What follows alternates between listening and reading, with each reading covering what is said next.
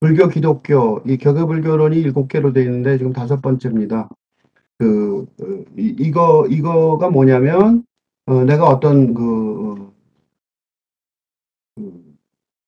문학 전문지에 이런 제시를 했어요. 이메일을 보낸 거죠. 한국 문학계에서 시가 의미 있는 발언권을 얻지 못하고 있는 상황을 타개하는 방법의 하나로 특심 연재를 제안합니다.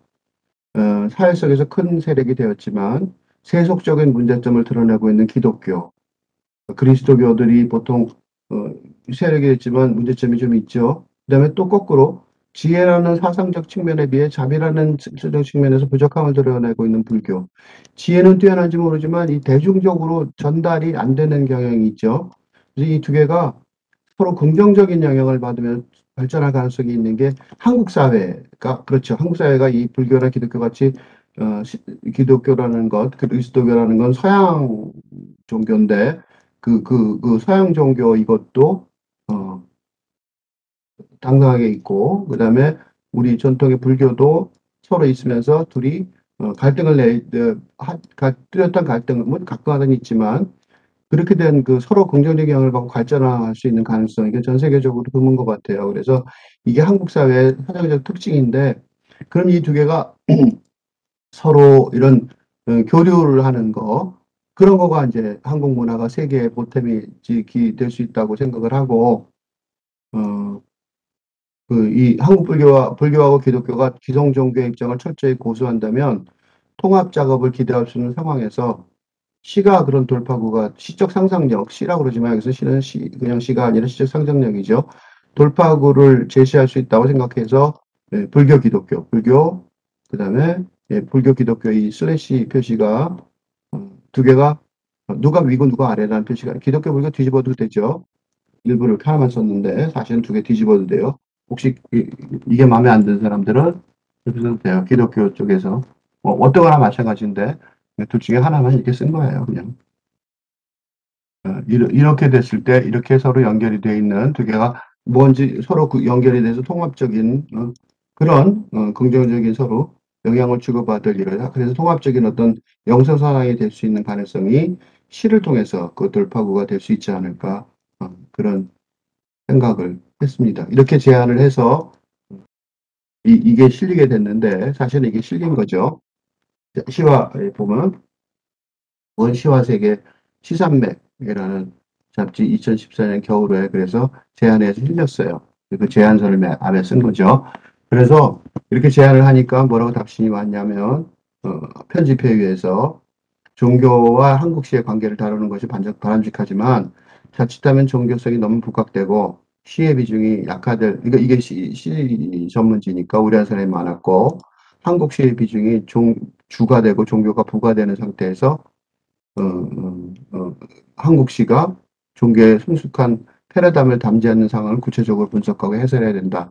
이런 식으로 분석하고 해석하라고 그랬는데 나는 지금 분석하고 해석하는 게 아니라 완전히 공유지대를 탐색하는 거죠. 그래서 불교와 기독교 간의 정신적 공유지대를 탐색하는 작업이 바람직하지만 각 종교의 고유한 특수성을 실종한 데 융합되지는 말아야 한다는 거 같고 그다음에 정신적 공유점을 다루더라도 완벽하게 비중을 작게 다루고 어느 종교에 각각 집중하는 게 좋겠다. 따로따로 그런 식으로 해달라고 그래서 한국시와 불교 차라리 불교 문화 또는 사상 이런 식으로 해달라는 얘기를 요청을 받았는데 그게 이제 보통 왜 이런 얘기를 쭉 썼냐면 지금 이렇게 얘기할 때 보통 이런 식의 의견이 나올 가능성이 높아요. 근데 이 근본의 제안 이전에 이렇게 시 작업을 불교 기독교라는 주제로 시리즈 작업을 한동안 진행을 했는데 그걸 하면서 그 의도를 한번 정리한 적이 있는데 예를 들면 이런 거예요. 베네딕토회 신부이자 현재 독일과 유럽 최고의 선 마이스터로 꼽히는 빌리 기스 예거는 신비주의는 다음 세대에 매우 중요한 작용을 할 것이고 신학의 구원자가 될 것이다. 신비주의가 구원자가 될 거다. 라는 얘기. 그 다음에 21세기에는 형해상학의 시대고 형해상의 시대인데 신학은 여기에 적응하지 못하고 허구적거리고 있는 거죠. 대응을 못하고 있죠. 현재 철학적으로. 그러니까 자연과학은 이미 경계를 넘나드는 학문이 돼서 동양의 비교, 그러니까 불교, 도교를 받아들이고 있어요. 이게 이제 양자역학이 이런 거거든요. 이건 나중에 언제가 기회가 되면 한번 할 텐데, 음, 진짜로 받아들였어요. 그것도 오래전에 70년대. 신학은 그런데 아직도 후퇴해서 신비주의가 있는지도 자기 스스로의 신비주의도 잊어가고 있는 거죠. 이게 이제 기독교에 대한 진단인데, 그래서 이 사람이 선마이스터가 된 이유가 삼선이죠. 동양의 종교는 서양의 종교보다 진화하였고, 동시대에 더 가깝다는 거죠. 그러니까 이 두 개가 신부이자 베네딕토의 신부죠. 그러니까 이분이 벌써 불교, 기독교 두 개가 융합하고 있는 거죠. 그런데 이 책에 이 사람의 책에 이 사람 책에서 인용한 건데 책은 이게 밑에 있는 것처럼 요 빌리스 예거의 요 책이에요. 요 책에서 앞에 나온 글을 한 건데 뭐 이런 얘기가 여기만 있는 건 아니고 이게 대표적인 사례 중에 하나라서 한 사례라서 22년간 유럽 생활해온 이 책의 번역자인 양태자는 이런 자리를 빌려 안타까운 한마디를 덧붙이자면 좋은 선의 뿌리를 둔 한국 불교를 유럽에 알릴 만한 번역소조차 한 건 없다는 사실이다. 이게 지금 현실이거든요. 그러니까 현재의 언어로 불교를 설명할 만한 단어도 없는 거예요. 그러니까 기독교 신학은, 그리스도교 신학은 지금 신비주의라는 내용을 거의 못해서 세속화되어 있고, 그 다음에 동양 종교는 좀 더 괜찮은 것 같은데 설명된 게 거의 없고, 그러니까 설명된 게 거의 없고 번역된 게 거의 없다는 거예요. 그래서 이제 한국 불교도 많은 시간 공을 투자해 한국 불교의 선을 유럽에 알릴 수 있는 계기를 마련했으면 좋겠다. 이게 이분 한 사람이 말하는 게 아니라 음, 굉장히 다수의 얘기예요. 그러니까 그리스도교도 문제고, 그다음에 불교도 똑같이 문제인 거죠. 25세가 넘어서도 계속 시인이려면 역사 의식이 있어야 한다. 이게 이제 T.S. 엘리엇이 20세기 초, 19세기 말 20세기 초에 했던 말인데, 지금 시대에 나는 35세가 넘어서도 계속 시인이라면 종교의식이 있어야 한다고 생각해요. 영성의식, 종교. 이때 종교의식은 기독교나 불교를 넘어서는 종교의식이죠. 영성의식이라고 말하는 게 더 맞을 텐데, 영성이라는 단어가 익숙하지 않아서 종교라는 단어를 썼어요. 왜냐하면 시인이라면 계속해서 새롭게 역사를 읽어 나가야 할 뿐만 아니라 영혼도 읽어 나가야 하기 때문에 그런 거죠. 영혼도 읽어야 될 필요가 있는데, 그거는 이제 영성의식이 있어야 되는 거. 이런 아방가르드 작업의 도구로 이제 시보다, 시적 상상력에 의한 시보다 더 적절한 게 어디 있겠는가. 그래서 이런 시창작을 연구하는 이론적 연구가 있어야 되는데, 아까 위에서 양태자 씨가 말한 것처럼, 이런 이론이 하나도 없으니까, 어, 선과 자크들이다 새로운 격의불교의 모식이라는 걸 하나 썼고, 요게 이제 이 격의불교는 6번으로 읽을 거예요. 그다음에 학술적 논문으로만 발표됐던 요거는 시와세계 잡지의 문학 전문지에 실렸었고, 요거는 이제 학술지에만 발표가 논문을 발표했는데 불교의 번역이 있어요. 요거가 이제 격의불교는 7번으로 읽을 거예요. 근데 이 선과 자크데리다 새로운 격의불교의 모색에서 설명했던 바와 같이 한국 불교를 대표하는 가나선은 위기를 맞고 있어요. 근데 이 위기란 말을 했지만 사실은 위기가 아니고 여기서 내가 요거 가나선의 위기가 사실은 위기인지에 대해서는 논란의 여지가 많아요. 그러니까 왜냐하면 한국 불교의 위상이 지금 어느 때보다 높거든요. 그러니까 거꾸로 위기라는 게 가나선의 위기가 아니라 한국 불교의 기회가 와 있는 거죠. 요구사항이 많아진 거죠. 그래서 이 가나선의 위기라는 화두를 대한불교 조계종에서 말하지만 사실은 이거는 기회를 포착하자라는 의미로 더 가까가 된다는 거예요. 그래서 대한불교 조계종의 다음 같은 판단은 의미심장해요. 그러나 21세기를 맞으면서 가나선의 위기라는 말이 나오고 있습니다. 그만큼 현대인들은 말을 따라가고 이해가 선행되어야 하는 시대에 살고 있기 때문입니다. 이 말이 굉장히 의미심장하다는 이유는 가나선, 우리가 말하는 지금 참선을 말하는 거는 말을 안 하는, 말로 안 하고 직접 깨달아라 이런 식이잖아요. 근데 현대인들은 어때요? 말을 따라가고 이해가 선행되어야 무슨지 알아듣고 들어야지만 하잖아요.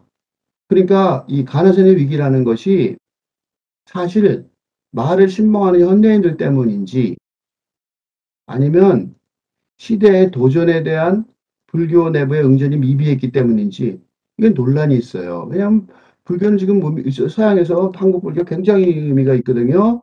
그 다음에 미국의 그 마음 명상 그는 가나선보다 조금 못한 낮은 수준의 그런 참선인데도 미국인의 20% 훨씬 넘는 사람들이 어, 계속해서 수련을 하고 있거든요. 불교 국가인 것처럼. 그러니까 사실은 시대의 도전에 대한 불교의 문제라기보다는 이 말을 하는 현대인들에 대해서 설명을 못 해내는 게 위기가 아닌가. 그러니까 이제 이 불교는 어떻게 다시 돌아가서 여기서 보면, 요거를 좀 더 구체적으로 설명하면, 요거는 기독교는 영성, 신비주의를 포기했다는 게 문제고, 불교는 이 실천적인 면에서 사상은 괜찮지만 전달하는 방법, 언어로 전달하는 거에 문제가 있는 거 아닌가라고 생각이 들어서 서로 영향을 줄 수 있다고 보는 거죠. 그래서 이 말을 청담 스님이 뭐라고 말하냐면 어떤 의미에서 불교의 진경은 성녀들에 의해서만 규명되고 있을 뿐 청담 스님이 그 밖에는 무수한 오해와 이설이 범람하고 있는 것 같다. 앞으로 한국 불교가 해야 될 길은 뭐냐면 그런 오해와 이설을 불식시키고 불교의 단인화 내지 대중화를 이루는 일이다. 이게 지금 청담 스님이 하시는 말이에요. 그러니까 누차 이야기하는 바이지만 여러 번 얘기하신 거죠. 불교 정화 운동이라는 거는 곧 그 대중화 운동의 투쟁적 어휘에 지나지 않는 거죠. 대중화를 해야 된다. 청담 스님도 아주 정확히 지적한 것이에요. 현대어로 설명해야 된다는 거죠. 불교 학자들도 이런 문제에 공감하고 있는데 심재관은 탈식민주의 우리의 불교학을 다음과 같이 결론 지은 거예요. 학생들은 선생들 자신도 소화하지 못한 말을 들을 때 이게 지금 불교 연구 그 강의실에서 벌어지는 일이라는 거죠. 자기가 무슨 말을 하는 것인지도 모른 채 스스로 도취되었을 때 자신이 이게 지금 현재 불교가 겪고 있는 일인가 가장 크고 심각한 문제인 거죠. 대개 당신이 가고 있는 학문의 좌표에 대해 회의하게 된다. 불교가 지금 이런 바로 대중화, 현대화 언어로 말하는 것, 이게 안 된다는 거죠. 대개의 불교 연구자들이 승려들은 자신들에게 익숙한 언어로 대중을 설득하려고 그래요. 도, 공 이런 식으로요. 뭔 소리인지 잘 모르겠잖아요. 그것은 일반 강연이나 교실에서나 별 차이가 없어요. 그리고 학생들은 곧 그러한 악습을 논문에서 그래서 불교 논문을 보면 무슨 소리 독서 토론에서 독서법에서 토론에서 그리고 가시 강단에서 반복한다. 즉 불교가 뭔 소리인지 설명을 할 수 있는 이해하게 해주는 방법이 없는 거죠. 김옥이는 이런 문제의 원인을 다음과 같이 의미 있게 분석을 해요. 깨침의 경지를 뭐라고 하냐 자내증의 경지. 이게 무슨 소리죠? 스스로 내 안에서 증명했다 이거예요. 그러니까 남 몰라도 된다는 거예요. 나만 알면 깨친 거지 무슨 뭘 그런 거죠. 감히 이러쿵저러쿵 언급하는 것을 회피해 온 것이 사실이다. 그러니까 이거는 웃기는 얘기인 게 이것은 마치 벙어리가 꿈을 꾸었으나 꿈속에서 본 것을 표현하지 못한 것과 같다는 거죠. 꿈을 꾸었으면 언설로 표현이 가능해야 하는데 지금 이게 안 되고 있는 게 현실이에요. 그래서 이 깨침에 대해서 기호나 상징을 통해서 뭐든지 좋지만 어떤 측면으로든지 논증이 없어서는 안 된다는 거죠. 설명을 해내야 된다는 거예요. 그럼에도 불구하고 지금까지 어떠냐면 아직까지도 깨침에 대한 논증을 회피해 온 것은 깨진 그 상태가 말로 설명이 잘 안 되는 특징도 있어요. 그렇지만 그걸 논하려면 어? 그걸 네가 알아야지 논하지 어? 그걸 모른다고 그걸 논하는 것은 곧 그 경지에 이르러서야 가능하다. 그 경지에 안 이뤘으면서 무슨 수로 말을 하느냐 이런 식으로 하니까 다들 그래서 현해상이라는 말을 이런 말을 정리해서 말한 거예요. 그러니까 경지에 이르러야 가능하지 모르면서 무슨 말을 해 라는 말로 입을 닥치게 하는 거죠. 그래서 조금 더 말을 안 하는 거예요. 그러나 이렇게 언제까지 묻어둬서는 안 된다. 왜냐하면 여타의 종교에서는 절대적 존재에 대한 논의를 안 하죠. 신에 대해서, 하나님 자체에 대해서 논의를 안 하지만, 불교에서는 사실은 뭐 부처님 자체에 대해서도 논하는 것이 특징이잖아요. 그러니까 어떤 방식으로든지 깨침에 관한 논증은 전개될 필요가 있다. 이렇게 설명을 했지만 사실은 이렇게 논의가 된 적이 없어요. 왜 이런 논지가 깨침에 대한 논증이 전개될 필요성에 대한 공감이 형성된 이유가 뭐냐면 가나선 존립 자체에 대한 위기의식 때문에 그래요. 여기서 현장에서 벌어진 일 하나만 설명을 하려고 그래요. 무슨 일이 있냐면 최근에 나온 신문인데 지난 토요일이에요. 제가자가 가나선 지도 양성. 그러니까 불교가 아니라 불교 스님이 아니라 스님이 아닌 사람이 가나선 지도를 양성하고 있다는 거죠.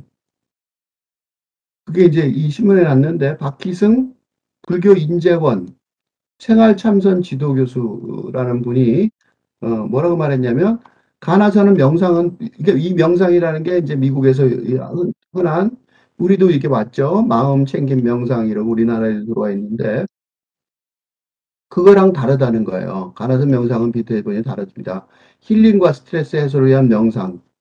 이게 이제 미국의 명상인데 잠깐은 위안이 되지만 생사의 괴로움을 근본적으로 해결할 수 없죠. 이게 지금 미국의 사상가들도 부닥치고 있는 문제예요. 그러니까 결국은 한국의 이 가나선의 설명이 필요해요. 가나선은 화두를 타파해 부처님의 가르침을 깨닫는 수다법인데 자신과 만물이 원래 완전한 존재라는 사실, 영원한 행복이 마음속에 갇혀있다는 사실을 깨치면 의리여도 자유하고 갑이어도 자유하고 노동자도 행복하고 사용자도 행복하다. 그런 기사. 그래서 가나선이 다루기 힘든데 왜냐하면 오묘한 화두를 들고 깨치에 도달하게 되기 때문에 가나선의 대중화에 이제 제가자가 나섰는데 지금 현재 6명을 수료생을 배출하는데 이거 왜 기사를 내가 말하냐면 그걸 개출하는데 무려 6년이 걸렸다는 거예요. 6년이 걸려서 개출했다는 소리가 무슨 소리냐면 제가자 지도자 양성은 대중들이 접근하기 어려운 가나선의 문턱을 한층 얕추는 토양이다. 지금 말이 모순돼요. 제자를 한 명을 배출하는데 6년이나 걸렸다는 거죠. 이렇게 많은 세월이 걸리는 이유는 용어가 설명이 안 돼서 그러는 거죠. 지금 이게 문제인 거예요. 근데 이 자체도 대단히 제가 한다는 것 자체도 대단한 거죠. 멀게 이분 자체도 멀게 느껴서 포기했었는데 고우 스님을 만나서 알게 됐다는 거예요. 멀게 느껴지는 가나선을 직접 체험하면서 탐욕과 번뇌를 다스리게 된 거죠.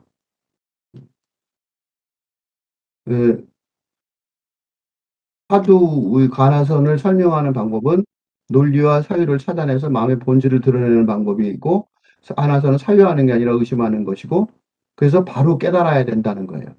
이 깨달아야 된다는 건 알지만 이 깨달아야 된다는 거를 또 하나 더 중요한 얘기는 여기서 진짜 중요한 얘기는 박 교수는 가나선이 그러니까 고우 스님하고 중국 그 사찰들을 순례를 했는데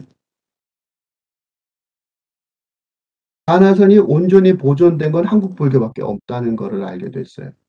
중국은 가나선 종주국이야. 맞아요. 그렇지만 공산화되고 하나 문명을 경치면서 불교가 다 파괴돼서 없어요.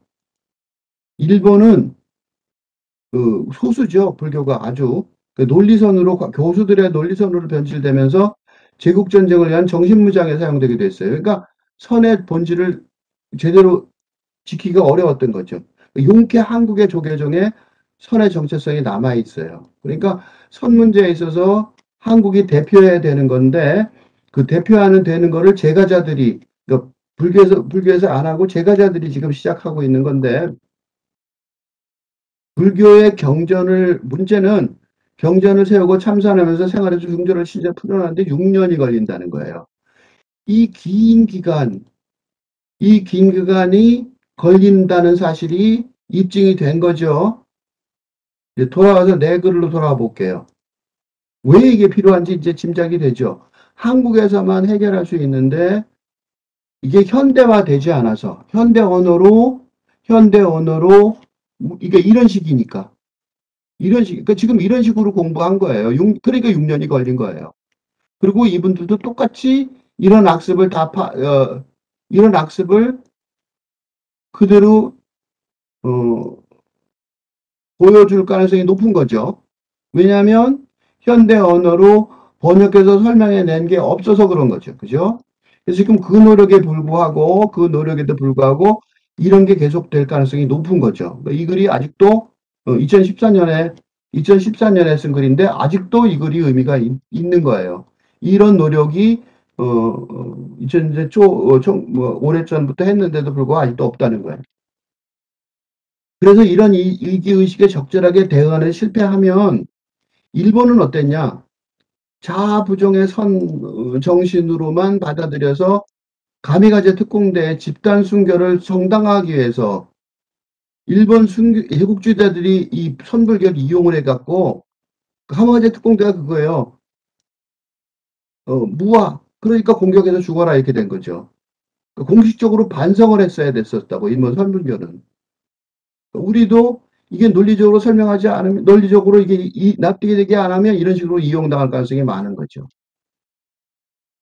그래서 서양의 샤프 교수도 뭐라 그러냐면 가나선의 위기가 이 불린 문자, 그러니까 말을 안 해도 된다는 거죠. 말 아는 사람만 안다는 거죠. 나 스스로만 할 수 있다는 거죠.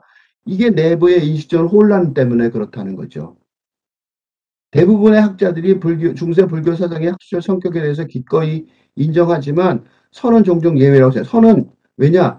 변화시킬 수 있는 통찰로 이끄는 엄격한 명상 수행을 하기 때문에 학술적 추구를 분명히 피하는 종파로 보인다고 생각하는 거죠.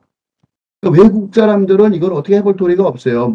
이거 피하는 것 같아 보이니까 외국인 학자들은 접근할 수가 없는 거죠. 그러니까 우리 내부에서 설명해 낼 수밖에 없는 거예요. 내부의 불교계는 아까 본 것처럼 제가자가 겨우 지금 제가자가 그러니까 스님이 아닌 제가자들이 선에 대해서 연구를 해서 과정을 훈련시키는 거를 지금 겨우 시작하고 있는 거니까 지금 시대의 언어로 설명하는 시도는 아예 못 해보고 있는 거죠. 선의 가장 특징적인 문자 형태의 공화는 선문답에 대해서 좀 아는 사람들은 알겠지만 이게 이제 학자가 따지려면 추론을 해야 되는데, 논리적으로 따져야 되는데, 그게 좌절되는 시도 같아 보인단 말이죠. 그러니까, 근본적으로 서양학자, 이 샤프 같은 서양학자들은 못 읽겠다, 이렇게 되는 거예요. 그러니까 불린 문자를 우리 한국에서 통상적으로 추론에 대한 충동에 대한 거부, 논리적으로 설명하는 걸 거부한다. 그리고 성철 스님도 뭐라고 말하냐면, 근기에는 상근기, 중근기, 하근기도 있으니까 근기에 따라 설법하면 이게 여러 가지로 나눠지면 여러 가지로 막 삼승 12분결하는 게 삼승이라는 게 상중하 근기고 그래서 더 나눠지고 그러니까 이게 너무 복잡해지니까 본분사로 사람을 대해서 근기에 따라 설법하지 않는다. 이게 이제 기본 정신이라는 거죠. 그렇게 얘기를 해요. 그러니까 본질은 맞는 거죠. 그게 조주스님의 생명선이고 선가의 생명선이다 이렇게 얘기하는 거예요. 불교를 갖고 이론이나 언설을 가지고 이렇게 설명하고 저렇게 설명하는 거는 어쩔 수 없어 그렇게 하는 거고 이게 언어사학의 근본 문제가 있다. 이 문제가 틀린 건 아니죠. 그런데 그럼에도 불구하고 성철 스님은 소홍 스님은 올바른 문자를 사용하는 데 필요하다는 거. 불린 문자라고 해서 문자를 아예 못 쓴다고 부정하는 것이 아니라는 거죠. 문자를 안 쓰고 네가 그냥 알아서 네가 감 잡고 모르면 할 수 없는 거지 스스로 깨달아야지 이렇게 말하는 건 안 된다는 거죠. 그러니까 문자의 그 이성적이고 감성적인 문자를 못 쓴다는 거지 문자 자체를 쓰지 말라는 건 아니라는 거죠. 이성과 감성을 초월한 자기 본래의 면목, 참다운 인간상 그 차원에서 문자를 사용하고 그런 초월적 경지에서 문자를 사용하면 그게 옳은 문자라는 거죠. 그러니까 옳은 문자가 없는 게 아니니까 문자를 아예 안 쓰는 건 안 된다는 거예요. 그러니까 이성과 감성, 보통 말하는 의식, 아르마리, 지혜로 문자를 사용하면 진리와 틀리고 우리 본래 본면성, 그러니까 진리와 틀리고 본래 면목의 인간상과 틀리지만 그런 의미에서 불린 문자지 쉽게 말해서 올바른 문자로 사용하자는 것이지 문자를 못 쓴다는 게 참선은 아닌 거죠. 이게 중요한 말씀이에요. 그러니까 문제가 뭐냐면 현대적 관점에서 보면 우리 현대 언어의 관점에서 보면 이성적인 감성적인 문자하고 올바른 문자 구분이 뭐냐 이게 명확하지 않아요. 문자가 두 종류가 있는데 어떤 게 어떤 거야. 그러니까 얽매인 사고와 얽매이지는 사고의 경계가 뭐든지 모르겠다는 거죠. 그러니까 학자적 정신에는 필수적인 추론에 대한 충동을 좌절시키는지 옹호하는지 알 수 없다. 그 학자적으로, 학문적으로, 논리적으로 설명하는 게 되냐 안 되냐 모르겠다는 거죠. 그게 이 가나선의 위기의 원인이에요. 가나선 자체가 위기가 아닌 거죠. 그러니까.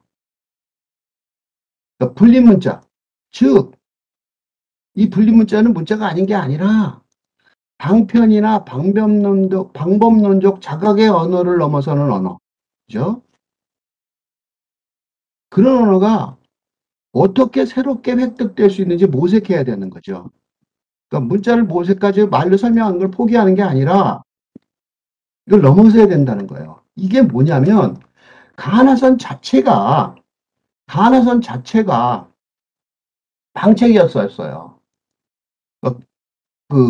불교의 논리, 불교의 여기 좀 설명을 할 텐데, 달마 대사가, 그, 달마 대사가 중국에 선을 전파하기 위해서 동쪽으로 와요.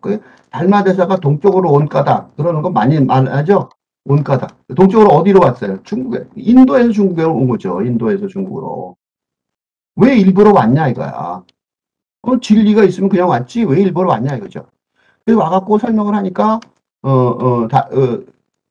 그때 황제라고 설명하니까 황제가 못 알아들어요. 그러니까 달마 대사가 10년 면벽을 해요. 면벽을 하고 소림사에서 면벽을 하는데, 이 소림사에서 면벽을 하는데, 참선을 하는 거죠. 면벽 참선을 한 거죠. 그런데 2조, 그러니까 1조라고 그러죠. 달마 대사가 1조라고 그래요. 선불교 전통의 1조죠. 첫 번째 조상이죠. 선불교의 전통의 1조예요. 첫 번째 조. 그러니까 2조 해가가 와서 달마 대사 보고, 어, 참선의 뜻을 물어본 거예요. 그러니까 뭐를 물어보냐면 마음을 못 찾겠다 그래요.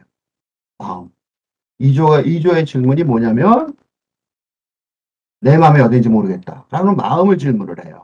그러니까 달마 대사가 뭐라 대답하냐면 너한테 마음이 있지 않냐? 라고 바로 지적을 해요. 그러니까 마음에 대한 이조의 질문, 마음에 관한 질문에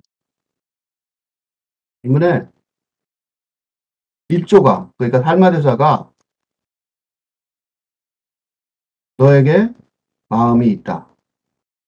너에게 진짜 마음이 있다. 라고 단순하게 대답함으로써, 뭐, 경계 설명하지 않아도 돼요. 단순 대답으로 2조가 깨쳐요. 2조가 깨집니다. 그러니까 알게 된 거죠. 진리를 깨닫는 거죠. 진리는 뭐냐? 불교의 진리는 간단하죠. 불성. 부처의 씨앗, 불교의 성질이죠. 불처의 성질이죠. 부처의 씨앗이 누구에게나 있다는 거예요. 그러니까 누구에게나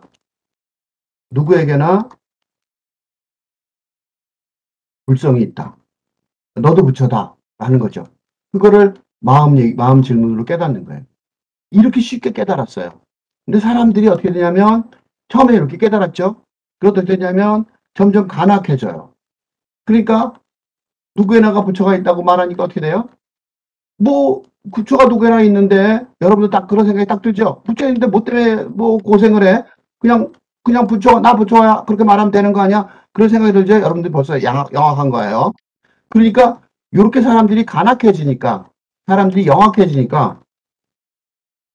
그래서 단순한 진리 지적만으로 깨칠 수가 없게 되었다는 거죠. 이런 상황에서 가나선. 그게 이제 가나선이 시작하는 게 6조부터예요. 6조 해능. 그래서 우리는 6조, 가나선에 본격적으로 시작하는 게 육조 해능부터예요. 그래서 우리는 육조 해능 부터 본격적으로 가나선, 우리 여기 육조 해능부터 많이 얘기해요. 그래서 가나선이 뭐냐? 예를 하나 들어보면 이런 거예요. 너에게 불성이 있습니까? 나에게 부처가 불성이 있습니까? 그럼 뭐라 그러냐면 없다 그래. 이게 이제 하나 예를 들면, 가나선의 예를 하나 들면, 조주 스님이 제일 유명한 분 중에 한 명인데, 조주 스님이 그래요. 개에게 불성이 있습니까? 라는 질문에 대한 대답은 뭐라 하냐면 없다. 그랬잖아 그래요.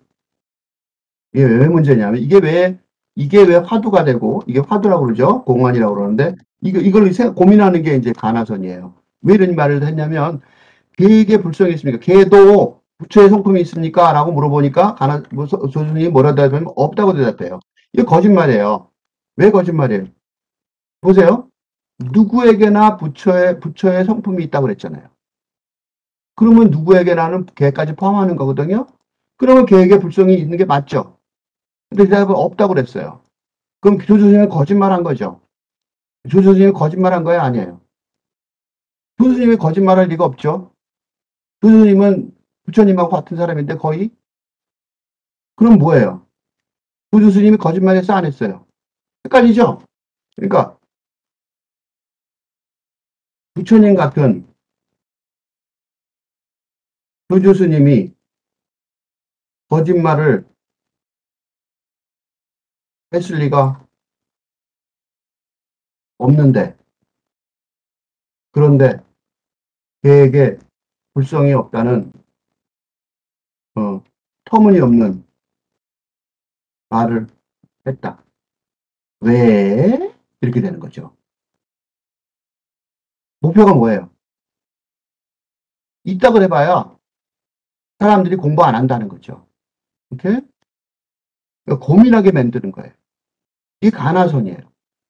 오케이? 이게 지금까지 불교를 전부 다 설명한 거예요. 불교 전부예요, 이게. 여기까지가 불교 전부. 여기까지가 전불교 전통이라고 볼 수 있어요. 그러니까 일면 가나선 같은 것도 인식론적 변화. 그래서 이렇게 쓴 거예요. 논리적 사고 발전하여 개념적 합리에 더 능해진 방어책을 부수려는 대응책이었던 거예요. 가나선도. 근데 사람들이 지금 더 영악해져서 요것도 다 공부를 해서 책 보고 요거 스님이 거꾸로 가지만 했는데 여러분들 지금 벌써 내가 이렇게 설명한다면 머리 막 썼죠? 그치? 안 된다는 거죠. 그러니까 가나선 같은 방책이 하나 더 필요한 거죠. 지금. 그래서 서홍수님이 뭐라 그러냐면 불교계가 소극적으로 대응하지 말고 과감한 대응책을 세울 거를 주문하고 있다는 거예요. 가나선으로 잘 안 된다는 거예요. 사람들이 이렇게 말하는 거 이런 식으로 해석하고 앉았다는 거죠. 이거 지금 나도 해석해 줬잖아요. 이런 식으로. 앉아서 질문하는 게 아니라 왜 하고 고민하는 게 아니라 이걸로 머리에 굴려서 머리를 막 굴리면서 생각해 보잖아요. 그러니까 벌써 이 방어책이 더 다른 방식이 필요하다는 거예요. 그래서 수홍스님이 뭐라고 말했냐면 과학과 모순이 되는 종교를 절대 복종하고 절대 의지해서 타율적으로 복종해 살아간다는 것은 저 중세기로 돌아가자는 시제의 역행이라는 거죠. 지금 불교는 그렇다는 거예요. 그러므로 오늘날 과학혁명을 밑받침할 수 있는 종교를 돼야 되는데 과학혁명하고 같이 가야 되고 밑받침해 줘야 될 거 아니야.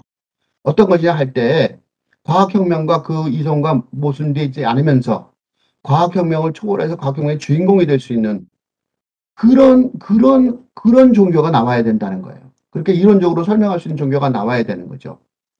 그런 자주적 자율적으로 역사를 창조하는 원리여야 그게 또 뭐가 되냐? 과학혁명에 막힌 벽을 타개해서 인류를 구제할 수 있는데 도움을 줄 수 있다는 거죠. 불교가. 그죠? 그러니까 불린 문자로 알아서 해 이렇게 될 수는 없다는 거예요. 그래서 깨침 자체에 대한 논증이 전개될 필요성이 있는 거죠. 그죠? 깨침 자체에 대한 논증도 필요하지만 가나선의 존립 자체에 대한 위기의식, 그지? 이거 둘 중에 하나가 이거 뒤쪽으로 가나선의 조치하는 위기의식만 가진다면 깨침 자체에 대한 논증을 할 필요를 크게 못 느끼겠죠? 그런데 나는 지금 이쪽이죠? 그래서 대응 방식이 달라지겠죠. 두 개가 대응 방식이, 문제가 두 쪽에 나오니까. 그러니까, 그래서 그러니까 서홍 스님이 뭐라고 말하냐면 깨침 자체에 대한 논증이 전개될 필요성을 강조하는 이게 부족하다 이거야. 이게 부족하다는 거예요. 가나선의 그 존재 위기 넘어서서 가나선들의 복귀를 완수하기 위해서는 담론의 본래적 충동을 살려낼 수 있는 뭔가 새로운 내부적 위치를 구축하는 것이 중요하다는 거예요. 가나선 자체 그 자체보다 더한 것, 그죠? 가나선보다 가나선 같은 그런 방책이 하나 더 필요하다는 거죠. 그래서 이 길을 필자는 뭐라고 말하냐면, 이건 다른 두 글에서 설명을 했던 걸 요약을 할게요. 그래서 일으키기 위해서는 새로운 격의불교의 모색이 필요하다고 생각을 해요. 새로운 격의불교가 뭐냐? 불교 선이라는 것이 사실은 붓다의 사상과 노장 사상의 교배로 태어났거든요. 그러니까 붓다의 사상이라는 게 인도의 사상이죠.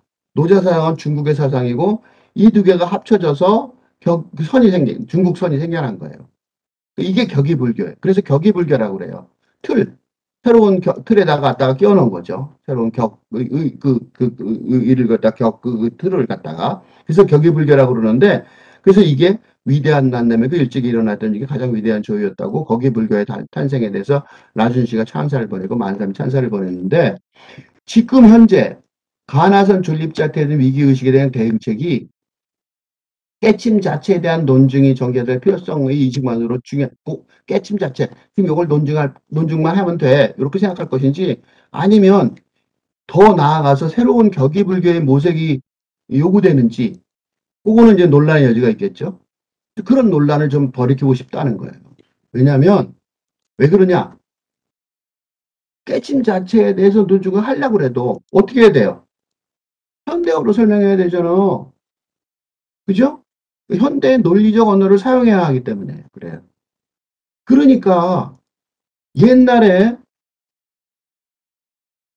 붓다의 인도 사상을 중국의 사상으로 교배를 통해서 나타났지만 지금은 어떻게 되냐면 이 선사상, 지금 이 선사상을 현대 언어를 교배를 해야 된다는 거죠. 그러니까 또 다른 격의불교가 필요하다는 거예요. 그러니까 학자적 정신의 필수적인 추론에 대한 충족을 좌절시키는 시도로 지적되는 공안을 거꾸로 논리적인 언어인 논증으로 입증하려는 시도가 배태하고 있는, 지금 그게 모순이 있잖아요. 그죠? 본질적인 모순이 있다고. 그래서 이걸 논리적으로 그냥 한다는 거는 모순이란 말이에요. 이런 모순을 갖고 있는 상황인 거죠. 지금 이 설명도 그렇게 하고 있잖아요. 지금 논리적으로 설명하잖아. 그러니까 붓다의 사상과 노장 사상의 교배가 이루어졌던 1차 격의불교의 탄생과 달리 2차 격의불교는 뭐냐면, 그러니까 선사상과 서구사상의 교배가 필요하다는 거죠. 이렇게 될 수밖에 없다는 거예요. 지금 2차 격의불교가 필요하다는 거예요. 이 1차 격의불교라는 거는 반야 공간에 입각한 공간, 그죠? 공사상. 일군의, 그러니까 이게 이제 불교의 반야 공간에 그거를 갖다가 중국으로 넘어와서, 그러니까 이렇게 반야 공간으로 만든 거죠. 이게 이제 중국의 언어로 바꾼 거죠. 그래서 생사와 열반, 출가와 재가, 중생과 부처를 이원적으로 보아온 소승불교. 그게 이제 인도에 기본적으로 왔던 소승불교도의 사고방식을 그런 격의불교를 통해서 그런 사고방식과 행동양식을 뛰어넘어서 대승불교를 만들어서 그게 선불교가 됐던 거죠. 그것처럼 2차 격의불교는 뭐냐? 선사장에 입각한 일군의 불교도들이 주와 객, 유화무 등 이분법을 뛰어넘어 과학문명을 초월해서 과학문명의 주인공이 될 수 있도록 하는 그런 새로운 역사를 창조하는 원리를 탄생시키게 될 거라는 거죠. 그러니까 불교계에서도 지금 제가불자들이 지도자를 만드는 것처럼 그 지도자들을 만드는데 그 용어를 제공할 수 있는, 그죠? 그런 시스템을 제공할 수 있는 게 바로 제공함으로써 가나선의 위기가 타게 되는 추동력이 될 수 있다고 생각하는 거예요. 그 작업이라는 거죠. 그런데 그러면 서구불교가 기대할 게 있어야 되는데 서구불교는 사실 기대할 게 많지가 않아요. 합리적으로 서구사상이라고 그랬으니까 서구사상과 합치면 선교사상을 선언한 사람이 고베라고 그러면 서구 불교가 서양 사상이 잘 돼 있으면 쉽게 그냥 서양 사상이 한 걸 이용하면 될 텐데 별로 많지가 않아요. 르누아르는 서양 불교의 도입단계를 네 단계로 설명하는데 처음에 1990년대쯤에는 그 공산주의 몰락, 기술 발전이라는 위협에 대한 인식으로 새로운 도덕 규범을 찾으려는 과정 속에서 어? 불교가 속세 생활 철학으로 대중들에게 전파가 되고 이렇게 이게 대량 전파가 돼요. 4차 과정을 통해서 처음에는 이제 4단계에서 마지막 단계, 네 번째 단계에서 그래서 이제 90년대쯤에 불교가 아주 대중화되죠. 그런데 서구 불교의 문제점은 이 불교적 본질을 잘 모르는 거죠.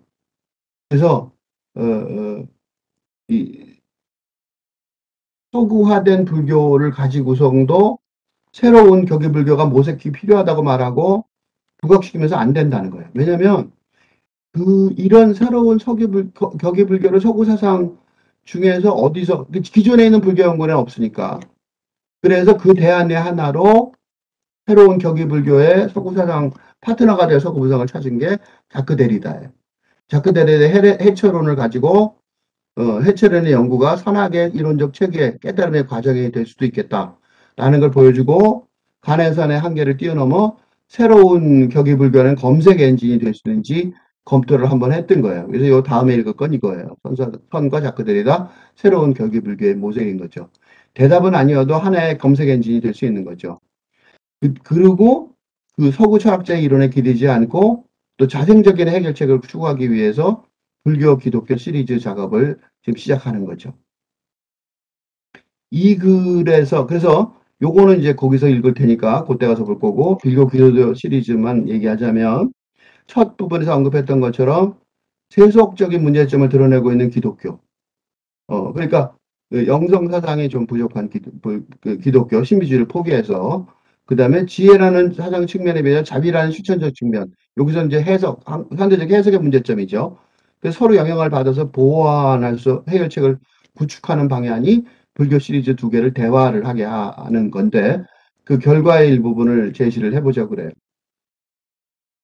그러니까 이런 거를 만약에 작업을 하면 새로운 영성 사상의 작업이니까 시가 한국 사회에서 의미 있는 발언권을 얻게 될 가능성이 높은 거죠. 중요한 영향을 미칠 수 있으니까. 그래서 그거를 지금까지 작업을 몇 개를 정리해 보겠습니다. 우선 나의 종교에서처럼 제정신을 갖고 기성 종교를 다시 읽어보기 시작해야 할 것이라고 주장을 하고 있어요. 우선 나는 다 믿는다고 주장하고 싶지만 공식적으로는 하나도 믿지 못한다. 나는 모든 종교를 사랑한다고 말해요. 그렇지만 공식적으로는 하나도 믿지 못하죠. 왜냐하면 선불교의 경우에는 직지인심과 견성성불은 믿지만 견성성불은 모두 다 부처가 있다는 거고 직지인심은 바로 그 마음을 찍을 수 있다. 그죠? 그게 이제 1조가 2조에게 했던 거죠. 근데 교회의 벌전과 분리문자는 믿지 못하는 거죠. 그렇게 교회의 별전, 도 가리킴 바깥에 있는 별도로 전해진다. 니들은 못 알아도 된다. 분리문자도 그렇죠. 이 해석이 좀 그렇죠. 그래서 설명이 안 되고 있잖아요. 이거는 좀 확실히 믿을 수가 없어요. 장로계의 경우 뭐 완전한 타력 시장일 뿐만 아니라 자기는 의지가 없다고 생각하죠. 그 다음에 신인 협동설. 그러니까 신과 인간이 합쳐져서 돼 있다. 그러니까 사람은 신으로 갈 수가 없고 신과 대화가 안 된다는 거죠. 그러니까 이 신비주의를 완전히 포기한 거예요. 신과 대화가 안 된다는 거죠. 그리고 진화론의 경우 또 문제가 있는 게 과학으로 믿지만 종교의 경험의 내부에 진리가 있다고 믿기 때문에 그리고 진화론도 요새 바뀌고 있죠. 그러니까 나는 신앙이 있지만 사실은 신앙이 없는 것처럼 행동해야 될 게 현실이라는 거예요. 새로운 영성사상을 찾기 위해서 기존의 시스템을 버릴 수밖에 없는 상황을 설명한 거죠. 불교의 문제는 세계를 경영할 방법을 제시하지 못하고 있다는 거죠. 그죠? 자비라는 실천적 측면의 부족함인 거죠. 그죠? 그러니까 큰 스님의 모르겠다. 돈도 마인드. 이거 되게 중요한 지적, 공상의 해설인데도 그걸 가지고 의미와 실천력이 있는 종교가 되려면 물론 굉장히 큰 진리고 말씀이지만 실천이 없단 말이죠. 그러려면 뭐가 필요하냐면 불교에서도 당연히 교리가 필요해. 삼일체 같은 뭔가 교리가 있어야 되는 거고, 왜냐하면 그래야지 본질인 신을 현실에서 작동시킬 수 있을 거 아니에요. 그러면 필요하잖아요. 이게 불교는 설명이 부족하다는 거죠. 그렇지 않으면 어떻게 돼요? 세계를 경영할 방법이 없는 거죠. 그러니까 미국에서 지금 인구의 20% 넘는 사람들이 마음 챙김 명상을 하고 있지만, 성발견을 하고 있지만, 우리가 가서 도와줄 방법이 없는 거죠. 통치의 주체가 제도적 장치를 만들어 가죠. 그러니까 지금 우리는 통치의 주체가 아직 아닌 거죠. 어, 나는 너를 사랑해의 언어가 만족스럽게 수행하는 행위가 없다는 걸 알게 된 지금에 와서 보면 이게 이제 그 서구의 그 근대적 낭만주의 사상 이게 지금 없는 거죠. 그러니까 그런 교리가 필요하지 않을지도 모르지만 그런 교리는 필요하지 않아요. 지금 이런 식의 기존의 교리 방식은 안 되는 거죠. 그렇지만 이 다수의 주체들이 앞에서 지금은 현재 종말론적으로 걷던 민주적인 장치들이 있다고 그러지만 종말론적 같아요. 현실 방안이 없다고. 그러니까 뭔가 있어야 되는데 합의를 넘어서는 그러니까 단순한 합의가 아니라 통치될 수 없는 것을 포함하는 합의. 그런 합의를 해야지 세계 공동체가 갈 수 있는 길을 열어주는데 그거가 불교가 말할 수 있어야 세계를 경영하는 방법이 되는 거죠. 개인의 깨짐을 넘어서서.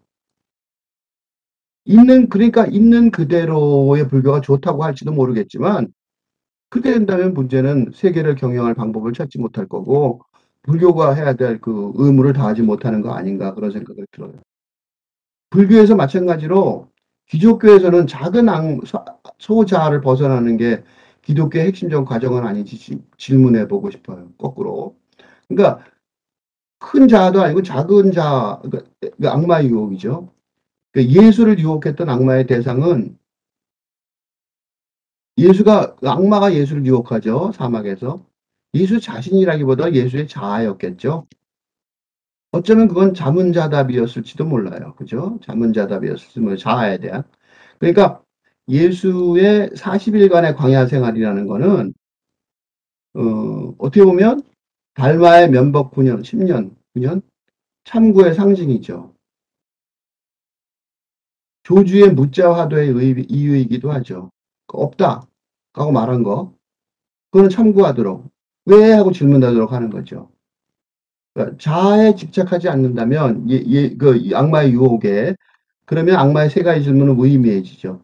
그거는 식욕, 명예와 권력력은 전부 다 악마가 예수의 이 광야 동안에 했던 유혹은 전부 모두 자아를 지키려는 집착에서 나오는 거죠. 자아를 지키려는 집착을 없어지면 작은 자아가 없어지면 그건 없는 거죠. 그렇다고 자아를 포기할 수는 없죠. 왜냐하면 인간이라면 누구나 살아가야 되기 때문에 그래요. 그러니까 악마의 유혹은 살지 말라는 유혹이 아니라 어떻게 잘 사는지, 그치? 생각해보라는 고마운 충고라고 여겨지는 거죠. 이게 악마의 유혹에 관한 거죠. 그러니까 다시 말해서 악마의 유혹, 예수의 이 기독교의, 그리스도교의 이런 진리를 생각할 때도 할 수 없이 우리가 참선과 명상을 통해서, 어, 신과 만나는 신비적인 어떤 수준까지, 정상까지 가야 되는 거죠. 그러니까 이런 언어도단 같은 거잖아요. 그러니까 그런 게 불교만 아니라 기독교에도 있는 거죠.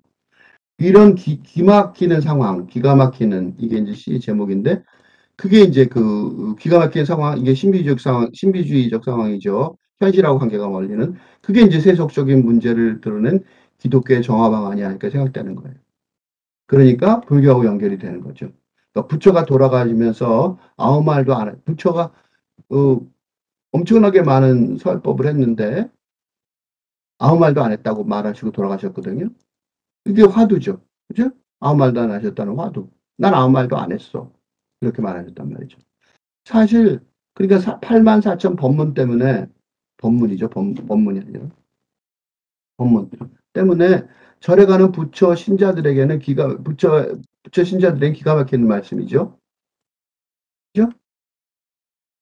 근데 자비심 때문에 그랬다고 생각하죠. 이걸 알아들으려면 어떻게 해요? 많은 공부가 필요하겠죠? 참선이 필요하단 말이에요. 기독교도 마찬가지란 말이에요. 그리스도교도. 왜 그리스도교라고 그러냐면 천주교, 기독교 다 합쳐야 되는 거죠.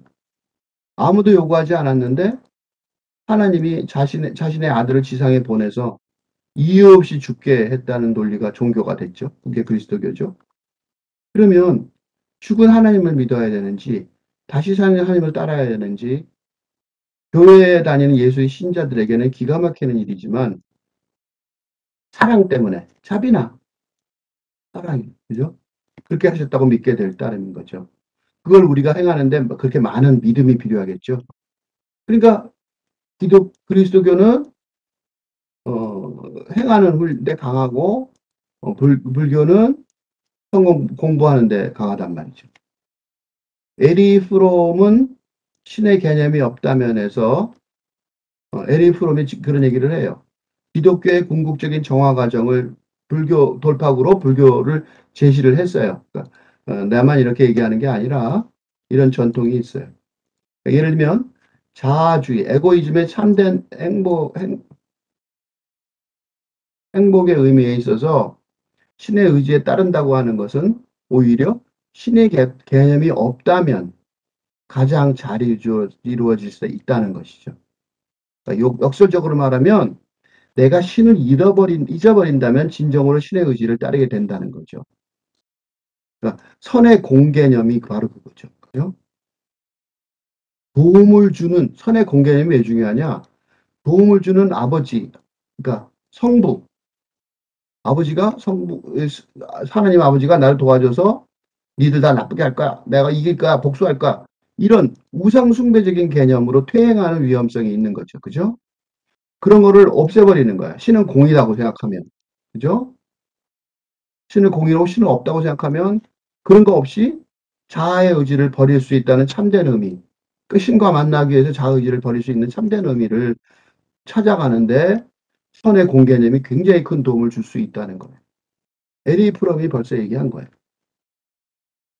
그러니까 필자만이 아니라 동상에 눈 밝은 선구자들이 이 길을 걸어갔고 그렇게 이렇게 하면 동료 시인들도 이거 시적인 상상력이죠. 그래서 기여할 수 있을 거라고 얘기하죠. 이게 시의 새로운 영역, 아주 중요한 영역이에요. 그래서 불교와 기독교의 영적 훈련이 다르지 않은 거를 다음같이 제시했어요. 물론 여러 가지 많은 게 있는데 그 중에 지금 일부만 내가 제 설명을 하는 거죠. 사도 바울은 다음과 같이 말했다. 자기 육체를 위하여 심는 자는 육체로부터 썩어질 것을 거두고 성령을 위하여 심는 자는 성령으로부터 영생을 거두리라. 농부 자신의 힘으로 곡식을 자라나게 할 수는 없죠. 농부가 할 수 있는 일은 단지 곡식이 자라나는데 필요한 조건을 제공하는 것뿐이죠. 농부는 밭을 갈고 씨를 뿌린다. 물을 준다. 그러면 땅에서는 자연의 힘에 씨를 맡아서 곡식으로 자라나게 한다. 영적 훈련도 마찬가지죠.